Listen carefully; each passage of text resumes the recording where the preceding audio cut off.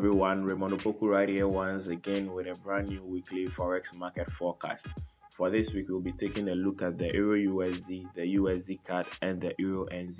As you know already, we have the EURUSD, which is currently trading in a down channel, the USDCAD, which has also done the breakout, and the EURNZD, which will be timing for a breakout or a retest. Let us start analyzing with the EURUSD. For the past 3 weeks now, EURUSD has been trading within this down channel, a sideways market movement which is diagonal.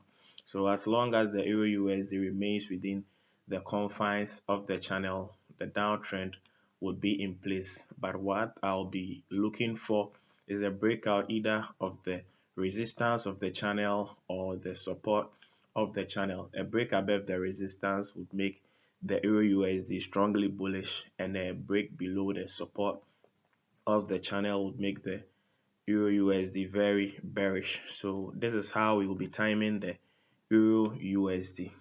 The USDCAD, being the second pair on the watch list, is currently bullish. It is bullish because it has established a breakout above the market structure right here. It has actually broken the resistance of the market structure. So for the coming week, look for any bullish signals. One thing I wouldn't advise you to do is buying right at the top of the last candle. That will be buying too high. So anticipate a move back down to the resistance as new support for the USDCAD to resume its bullishness. Also, if the USDCAD doesn't make this move and falls back within the confines of the market structure, then I would let go of my bullish outlook on this very pair. EURNZD is the final pair that we'll be looking at for the coming week. It has been on a bullish uptrend for quite a while now, and we have this uptrend line timed right on it.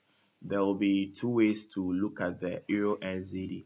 Even as it's on an uptrend and we had a final bullish move for the just ended week, we will be looking towards a move back down or a retracement back to the trend line for the EURNZD to resume its uptrend.